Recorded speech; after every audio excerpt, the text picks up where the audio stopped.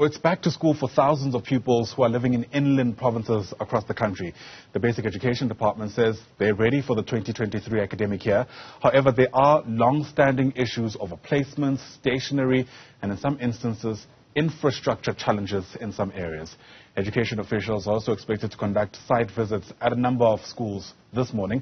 So let's get you an update from the Northwest and Mpumalanga provinces, at least get you a sense of their state of readiness. The HOD of the education in Mpumalanga is Moyane. Also joining us is MEC for Education in the Northwest, Viola Motsumi.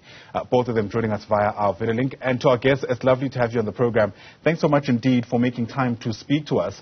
Lucy, I wonder if I can begin with you. We've seen coverage around some stakeholders, let's call them, in various schools threatening to prevent today from essentially going ahead because of various issues. Part of what they're raising is that some non-fee paying schools expect parents to buy stationery. And as far as they're concerned, that doesn't make sense. Have you come across that issue? And if so, how well have you done in addressing it? Indeed, Ayanda, we have come across that. We saw that in social media. And as of yesterday, we had sent communication to our schools to indicate that the stationery packages that we have sent out have been determined by our subject experts in line with the curriculum. And indeed, it will respond to the curriculum needs and all the tasks that the learners have to do in the schools. As a department, we spent an amount of 200 million to provide stationery to all our learners from quintile 1 to quintile 5. In all our schools and on all the grades, yes. Yeah.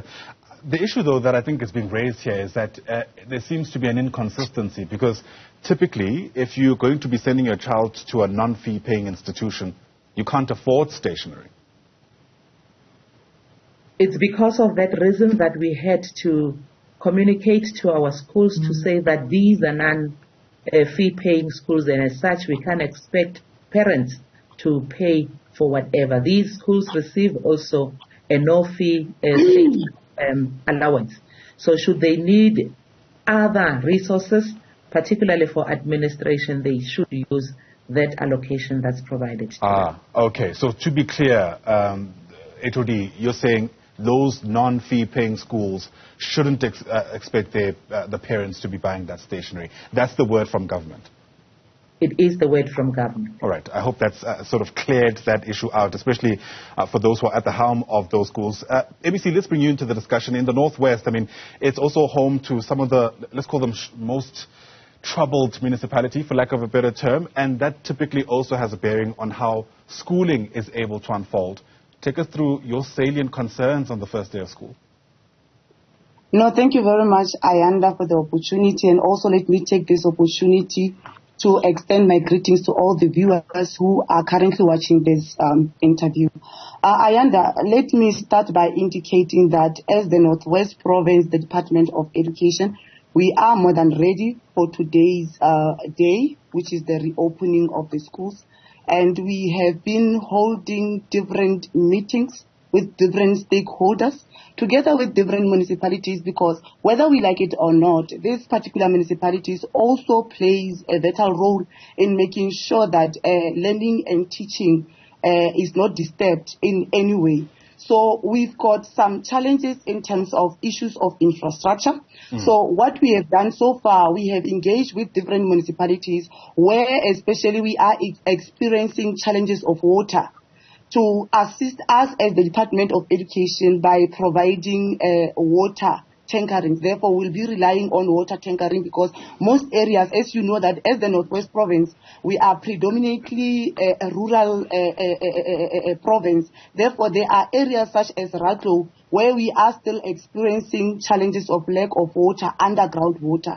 So actually, we've got a better relationship with our municipalities. Our expectation is that today there is no going to be any challenges in terms of reopening. We are more than happy. In terms of stationery, I can confirm publicly so that at the Department of Education in the Northwest Province, in 3 districts, we are at 100% delivery. It is only Bujanala district, as you know, is one of the biggest district compared to other districts, where we are still at 99% in terms of delivery of both textbooks and stationery. But we are confident that before the end of this week, all the stationery will be delivered in that particular district. And also to take this opportunity also, Ayanda, to indicate that one of the challenges that we are encountering, as much as we are happy, we know that the schools opened basically on Monday. All the educators managed to report to schools on Monday. It was only in Moses Kotane,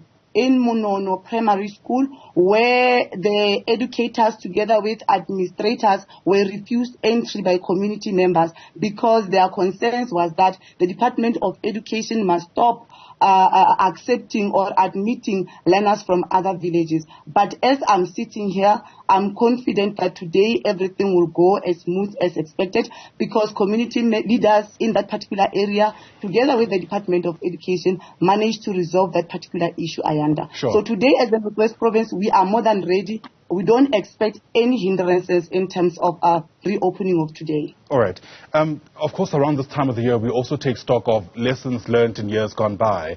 I remember it was this time last year where there were real concerns, for instance, around Tirilong Secondary School, I think it is, where parents essentially forcefully removed their children from that school because they were worried about the state of that particular institution when it comes to its infrastructure, among their safety and various other issues. Are you able to give us an update, MEC, around the state of that institution and whether or not schooling can resume there? Where I'm seated, we have been having a series of meetings, even during festive, Ayanda, in making sure that everything is intact. And I'm going to admit publicly so that as the Northwest Province, yes, we are still encountering challenges in terms of our infrastructures in different schools. One of the schools is the school that we have mentioned, and it's not only that particular school. There's the other school in Ratlo by the name of Matoding, if I'm not mistaken, a primary school that currently accommodates the high school there. It's one of the schools also where we encountered the very same challenge that you are raising to that particular school. But I can confirm that from the directorate that deals with issues of infrastructure, they've confirmed that intervention measures have been provided in different schools, where temporarily so we are providing those particular schools with mobile classrooms until all the issues are being addressed, because safety of our learners, we must at all times prioritize safety of our learners. And also, as you understand that now we are confronted with this another COVID. So also we must make sure that we adhere to the principle or protocols, where we make sure that there are spaces between, there are social distancing between our learners, and then we avoid overcrowding in our respective schools, Ayanda. So, MEC, as of this morning, you're not able to tell us whether or not there is schooling at Tirilong? For now, I can confirm that based on the report that we got yesterday from infrastructure, informing us that actually all the schools that are encountering issues of infrastructure, they've provided a temporary solution to those particular schools. But I'm also going to verify that, because today, remember, different MPLs together with myself, I've been deployed to different schools in ensuring that there's readiness there, everything is in order. I'm going to make sure that that particular school, I confirm that indeed there were no any disruption in that regard. All right. MEC Moyane, let's bring you back into the discussion. Another long-standing concern has been around placements. We know that in Gauteng, for instance, more than 1,000 pupils are yet to be placed. What's the figure looking like in Mpumalanga? Yeah, Ayanda, admissions remain a challenge, though we started last year in May to admit learners, but we know that life is not standing. Parents are moving from one place to the other, so even now there will still be learners that are seeking admission in our schools. But we are managing the process. We have district admission teams that are dealing with all the waiting lists in our schools. Yes, we do have challenges of space in our fast-growing towns such as Mbombela, Emalahleni Secunda, Emelo, but we're working on that. We have, as a department, already placed an order of 152 mobile classrooms that we are providing to these schools that are battling with space. We are already, the delivery of these mobile classrooms have started, and we're looking at the end of January to have all the 152 delivered. With these 152, we also are going to be using part of those to open 2 schools in Emalahleni in the Siyangoba township, which is a township, currently a new township, and there is a huge number of learners that we currently are busing to the township schools in Emalahleni or to the town schools in Emalahleni. I hear that. We are building also 40 classrooms in Bombela, and I can confirm that today almost 18 of those classrooms will be used today to admit learners, and we're looking at the rest to be finalized by end of January. Right. So in those schools where we had storm damages, we already have contractors on site. Right. I hear that, HOD, but very quickly, are you able to give us a number of how many pupils in Mpumalanga are yet to be placed? By last week Friday, we had about 2,000. Right. But as I'm saying, our teams are working on that, and this figure is reducing by day. For instance, yesterday we have in Emalahleni we have 3 circuits, Emalahleni 2 and 3. Yesterday had finalized the waiting list, and we have only a waiting list in Emalahleni 1 that still have to be dealt with. Right. Lucy Moyane is the HOD of Education in Mpumalanga. Thanks for your time. Also joining us there is the MEC for Education in the Northwest, Viola Motsumi. To both our guests, thanks very much indeed for your time, and I guess all the best for the 2023 academic year.